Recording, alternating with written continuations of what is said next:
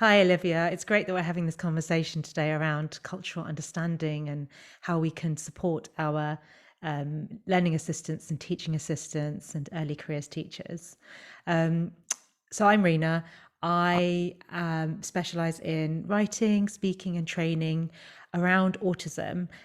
My lived experience is that I have a son who's 9, who's autistic. He goes to a mainstream school. And I found that in my culture and in my community, it was quite challenging to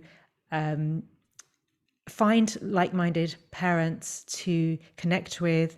But I also felt that in many respects, it was challenging for me to have the conversations I needed to with the people involved in Evie's care, the teachers and teaching assistants, because of some of my own cultural conditioning. And so I'm really pleased to be sharing this space with you today, where we're going to talk about our lived experience, but Yeah, also what support we can provide. yeah, absolutely. Yeah, it's good to speak to you again, Rina.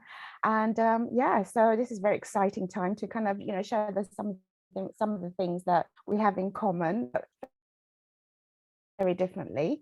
So my name is Olivia King-Boateng and special needs CIC. And I came from a background of Parent Carer Forum. I used to run it in Harrow for about 13 years. So my son was born with Down syndrome and diagnosed with autism at the age of 8. He's now nearly 19. Yikes, like where does that time go? But yes, it's been quite a journey. So my background is from Ghana, West Africa. And yeah, so I've lived here most of my life. So I like to call myself a modern African. I've had the African background, but also have a European education. So I have the best of both worlds. That's how I like to look at it. Yeah, so my experience dealing with SEN started with my son's birth and with his Down syndrome. And I've been kind of thrown into this world of SEN and working with lots of different people in the SEN community. Yeah. And, talking to parents, dealing with professionals, doing voluntary work. And I've come to learn a lot about what the cultural differences are and challenge my own perspective Yeah. from how I was brought up and how I see SEN and how I experience SEN with my son. So I'm really excited for us to explore this topic and maybe give professionals a different perspective so that when you do encounter families with different backgrounds that you're able to kind of tap into some of the things that we've talked about and see if it really impacts on the different things that you do with them and if it impacts on the way you can help the young pupil really improve Mm. at school and your engagement with parents. Mm. So yeah, Yeah. great. I think one of the things I found quite challenging because of my background, I came from a very traditional Indian background. We had very high academic expectations. And I think a lot of that was rooted in the fact that my parents were immigrants to this country and that they had come from poverty. And though they had jobs here and they were working, it was really hard graft and it was tough and they experienced a lot of hardship, and so there was a real focus on education. And I think Yes. I adopted that. Yes, Did you have that too? In absolutely. Yeah, absolutely.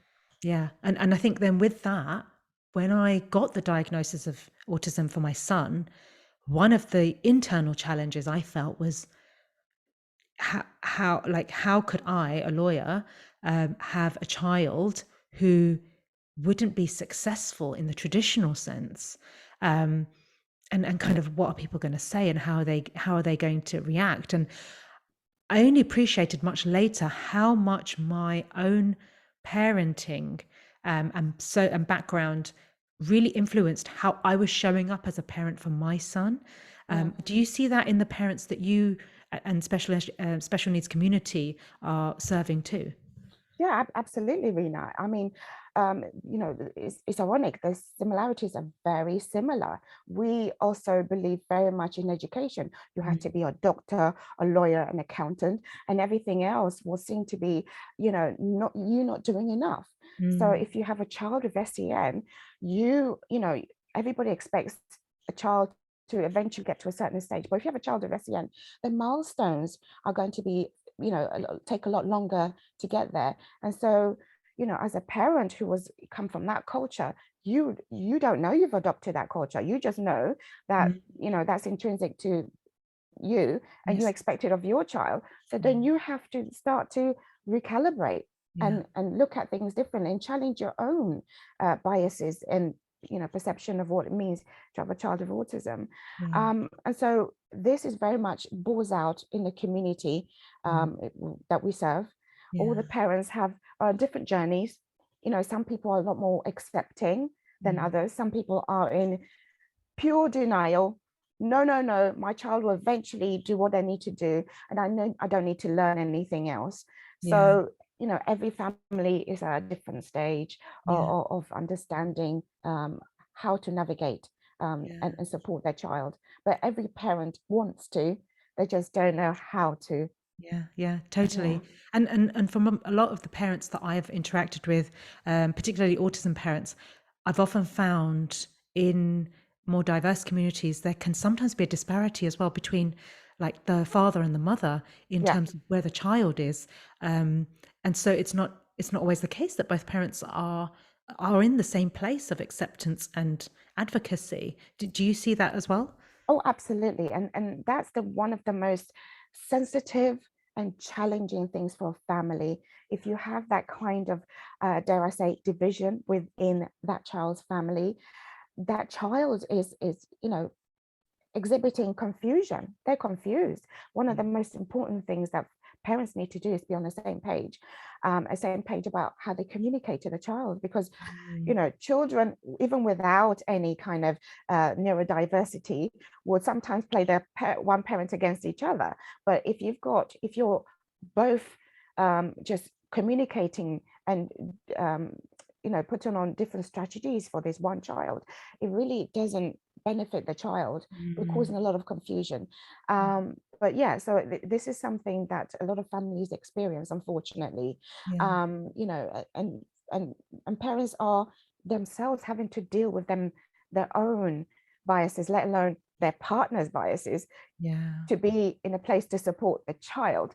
So, as professionals, we need to be mindful Yeah. of, the family circumstances and be sympathetic, Yeah. because one parent might be very gung-ho, want to know everything that you're willing to Yeah. tell them. But another parent, usually, and I hope I'm not being sexist here, the dad who is, perhaps not able to come to the same come to the table at the same time. And Yeah. maybe that's because the mum does most of the caring, and so she's Mm. had to embrace things a lot quicker. And so Yeah. maybe the dad, if they haven't had the same level of contact with the child, because let's face it, we need two income families, that one parent has to go to work and the other does the majority of the caring. So if Yeah. the dad has to go to work, he's obviously not spending as much time with the child as the mum. Yeah. So by default, sometimes the dad will know less about all the things that you're teaching the parents about Mm. autism, than the dad would. So we all have to work together to bring the parents to the same level. And I know a lot Mm. of mums, they try to engage the male parent, the dad, and some successfully, some not successfully. But all we can do is encourage people to keep trying and give people the space and the time to eventually get there, Yeah. by really um, you know promoting and talking about the things that do work, because that's Mm. an encouragement, isn't it? when you Yes. when your partner feel like you're getting somewhere, it might Yeah. make them feel motivated, like, oh gosh, it's not what we thought, it's not the end of the world. hmm, Maybe I can see some progress. Everybody Yeah. needs to see progress. And Yeah. so sometimes a way around it is to talk about the progress Yes. that's happening. Yeah. Mm, And to really celebrate the milestones. I think it's adjusting your thinking sometimes as well, that the exactly. milestone isn't transitioning just from one year to another. It's actually, Exactly. for Evie, he was able to sit through a lesson without disrupting the other Yeah. children. That was huge when he was able to do that. It was a massive Yeah. celebration. And so it's that word, I love that word, recalibration of our expectation. as well, and seeing the joy and the success of achieving each of those mini milestones, Yeah, absolutely. rather than setting the expectation kind of so far away you can barely see it in the distance.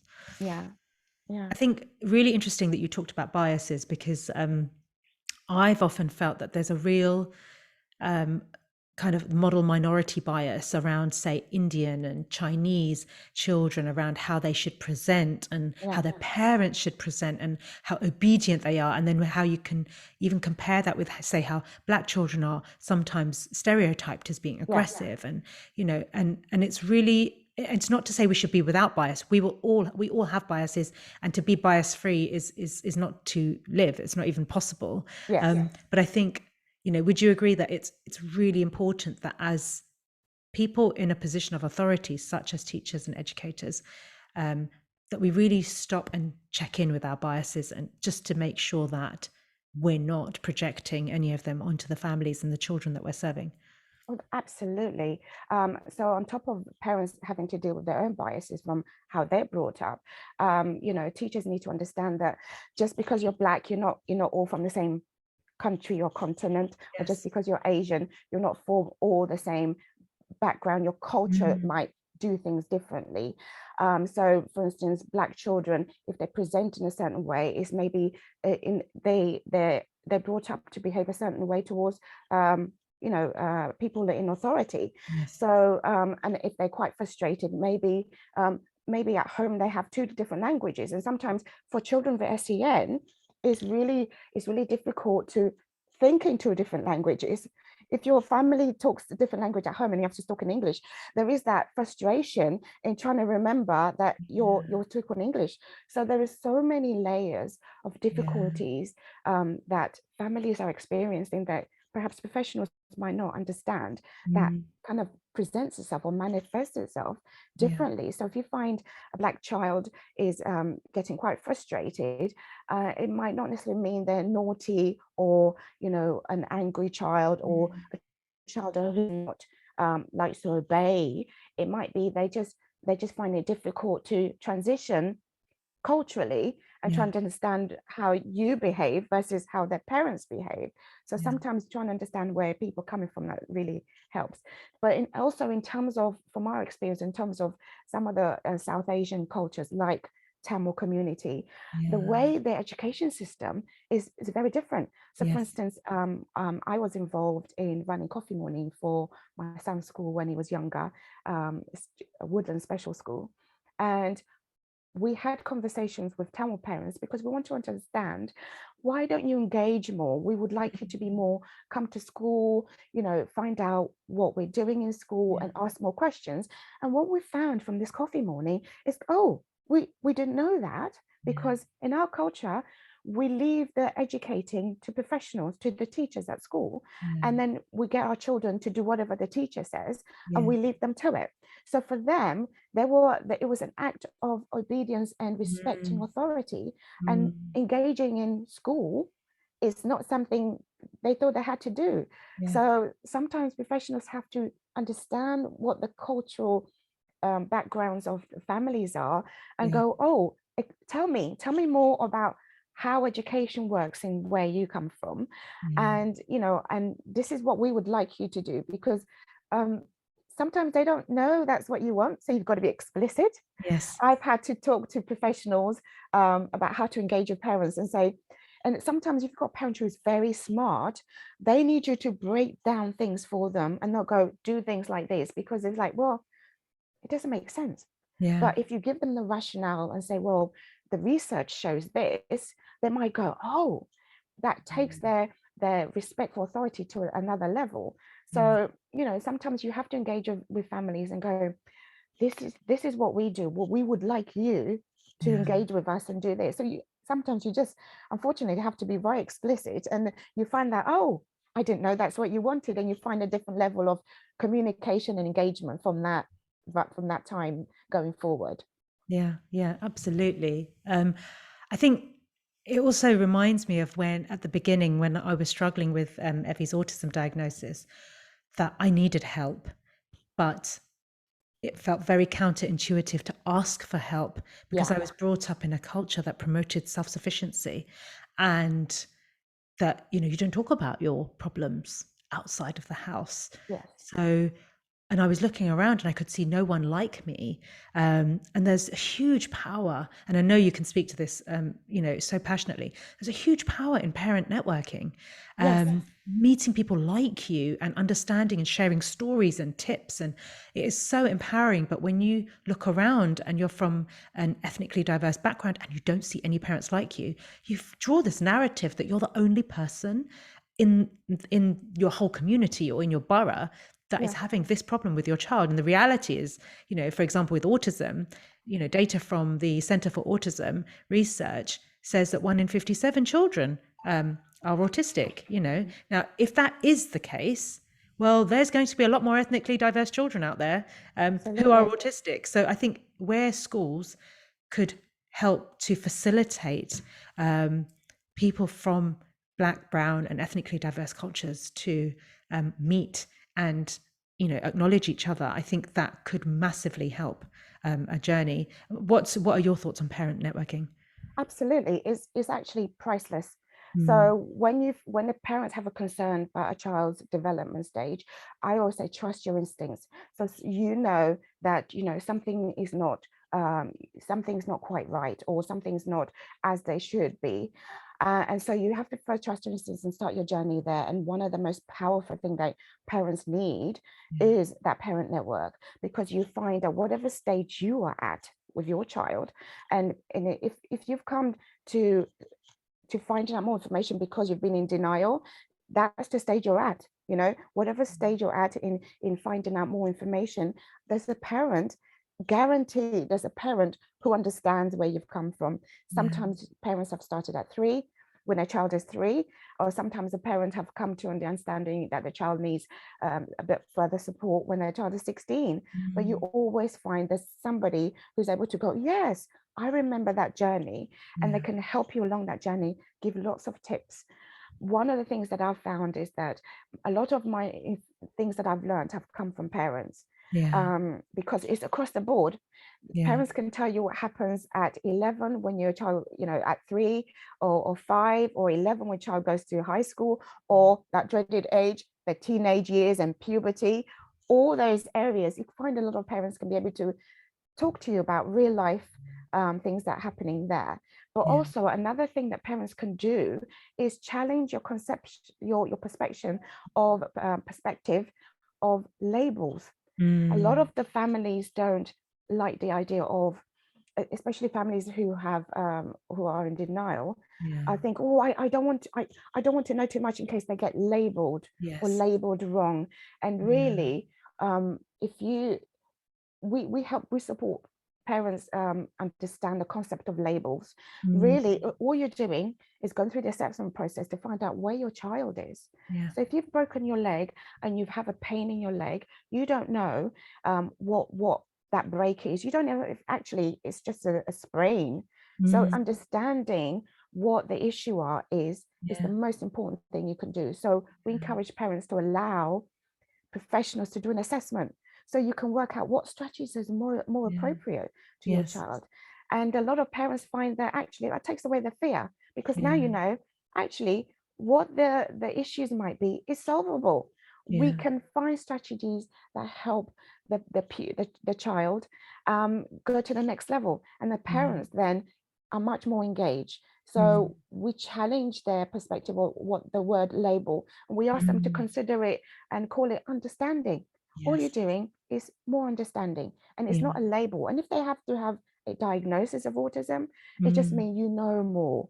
yeah, You can apply more useful strategies. yes, So sometimes helping parents along that journey to help them understand that, it might be a label, but actually is more understanding. So if they get them to switch the word for, it might be called a label, but actually the label is more helpful. So, what all it does is actually help your child in the long run. So, yeah. don't use the word label, maybe use the word understanding. That might be more useful. Amazing. Yeah, I love that substitution. It just reframes the thinking. Yeah, Yeah. yeah, absolutely. So can you share any examples that come to mind where you've seen that relationship work really well between home and school? Yeah, so well, with everything is communication. You know, you and I are obsessed Totally. about making sure there's regular communication with home and school, you know, using your link books to talk about what's happened, you know, recently. So for instance, if there's been a cultural, like a family event, Yeah. you know, talk about it in the book, communicate to school so that your child has a new or the pupil has a new kind of experience to share at school, and Yeah. they can talk about it. Yes. So and that helps you understand. It's almost like a journal of you understanding the other side of life for this young person that Yes. you're teaching at school. Yeah. So communication is key, and communication also builds trust. Yeah. Regular communication builds trust. If you don't have regular communication with a parent and an issue happens, out of a lack of misunderstanding, is because you haven't had a foundation of regular communication. Yeah. That's when it breeds a lot of contempt, because Yes. you don't understand where each other's coming from. Whereas if you Yeah. already communicate on a regular basis, you know to put things in context. You know, Mm. actually, some things can be said in the heat of the moment or out of context, but you know more about this family, that Mm. you know, whatever they said or whatever you've said, they can Mm. take in the right way. So communication is definitely one of the things that we would strongly advocate for.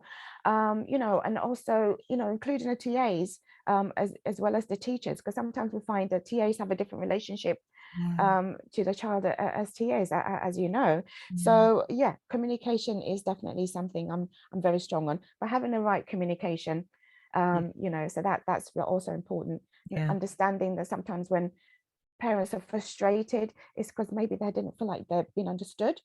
And some of the parents that we know, they might be very educated, but a lot of things are lost in translation. It's like terminology, making sure that you're you give parents a time to understand what you're saying. So the terminology might be the one that's confusing parents. So communication, but the right kind of communication, so that you are always working on the same page as the young person. I think that's so important actually, because it's not just the child, and particularly in ethnically diverse families, the family is the hub, you know, Yes, the intrinsic part of that child's absolutely. care, especially the involvement of like grandparents or more senior people in the family. Yeah, So one thing that I've found really empowering is bringing Effie's grandparents along on this journey, because yes, sometimes there can, you know, in the early days, I felt like it was a them and us situation. So I was the autism advocate, and I was having to kind of fight for him, but fight also against stereotypes and family. And actually, when the school takes an interest in your family setup, when the school supports that, you know, really effective triangulation, it means actually supporting the whole family, not yeah, just that individual child, yeah, so that we're all on this journey together. And the more people who are on board, speaking positively, affirming the same types of strategies, it just fertilizes that ground for that child to really grow and thrive. yeah. And also supporting the understanding or the training or the educational training of parents on what Yeah. autism or whatever SEN is. One of the most important, powerful things I did for myself is train myself to understand what autism is. Yeah. Do lots of little courses. So as much as you're engaging with the parents on behalf of the child, also give parents resources so they can, you know, find Yeah. ways to learn for themselves, because it's going to take a journey, because the parent might be on a different journey to their families, because Yeah. religion plays an important part in some of the cultural Yeah. cohesiveness. Yes. Sometimes we, you know, our religions, whether it's a mosque or whether it's a church, it really holds the family together. But Yes. there is a knock-on effect if you know, some parents have learned certain religious perspectives that might not be up to date with understanding of autism. Yes. So you've got so much to do in order to impact the parents' understanding, and to bring them to the same level, encourage them to try strategies, and say, we know it's difficult, but experiment the strategies. Maybe it'll be different at home than at school, but at least let's work together so that we can find the right strategies for your child, all together, so we can create consistency. Yeah. Yeah, I Yeah, love that. I think that sounds amazing. It's yeah, been a great chat, Olivia. yes, great. And I hope that the teachers and learning assistants listening in have taken away some golden nuggets and hopefully some different perspectives. Yes, absolutely. But it's all about understanding each other's perspectives and coming to the table. So we will be glad to do some more if if people are interested. But yes, it's been a great talking to you today. Thanks. Thank you.